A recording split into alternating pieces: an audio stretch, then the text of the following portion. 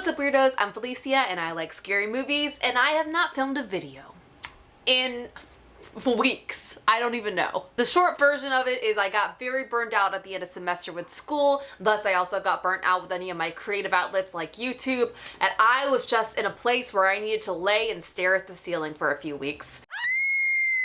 Honestly, haven't been watching that many horror movies, but I sat down to watch this one we're talking about today, and I felt inspired to put on my face, to turn on this camera, and talk to my weirdos. Okay, so this is The Boy Behind the Door. This movie was written and directed by David Charbonnier and Justin Powell, and this is the same team that brought us The Djinn, which came out on IFC Midnight very recently. So these movies are kind of coming out back to back. I'm not even sure which one was filmed first. And I did like The Djinn. There's things about it I liked, but I think The Boy Behind the Door is a much stronger film and so much more gutturally terrifying. Here's the plot. Here's the plot that once I realized the plot, I was like, should I turn this off? After Bobby and his best friend Kevin are kidnapped and taken to a strange house in the middle of nowhere, Bobby manages to escape. But as he starts to make a break for it, he hears Kevin screams for help and realizes he can't leave his friend behind. Okay, so I'm just gonna tell you the experience of me watching this movie.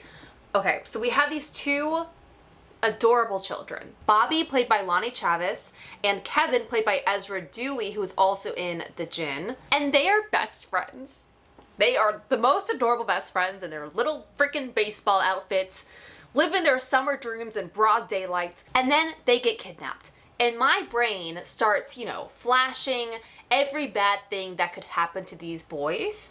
And I was like, I don't know if I want to watch this right now. Like, I don't know if I can handle seeing something bad happen to these kids. Like, literally, I was like, I've seen every episode of Law & Order SVU, and I don't know if I'm interested in a horror movie version of Law & Order SVU.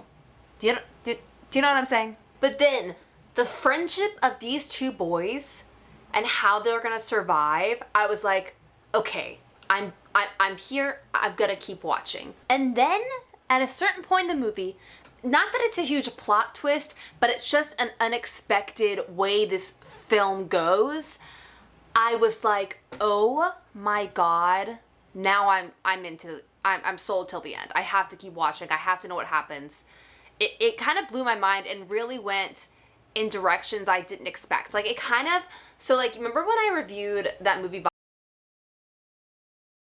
which was kind of this, Ted Bundy inspired kidnapping story thing, and I was like, this movie is so predictable from start to finish, like, I don't know the point of watching it.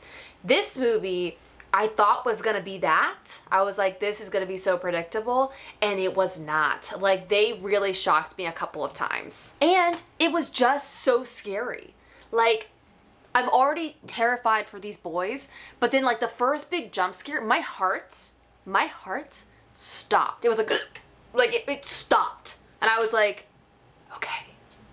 And then when we have this kind of, cat and mouse situation, right, where the kids are trying to outsmart and outrun the evil people. And throughout all that, I'm literally yelling at the screen. Like early slashers, it's the like, don't go in there. Don't go in the basement. Don't open that door. I was like doing that alone in my apartment at my TV screen watching this movie. I was like, why didn't you just leave the phone off the hook?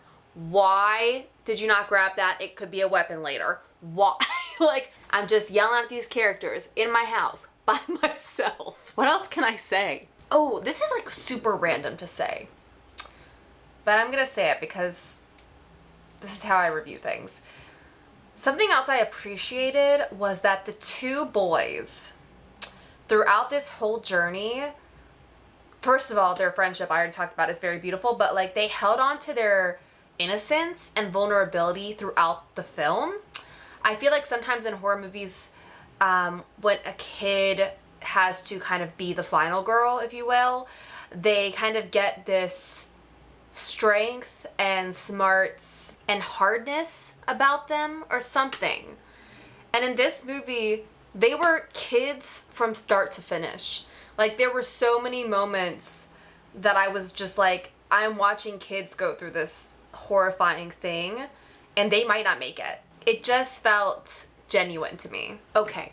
This is on Shudder, streaming on Shudder. I think they're using it as a Shudder original, so I think that's the only place you can watch it. And I think that's it. I'm happy to be back on YouTube. I missed you all. Please, if you have not voted for August Horror Movie Club, I'm gonna link that in the description box down below. It's Giallo month. We are starting tomorrow night, Tuesday night, with Deep Red, and the rest of the month is up to you. So make sure you go vote, and have a nice scream, people.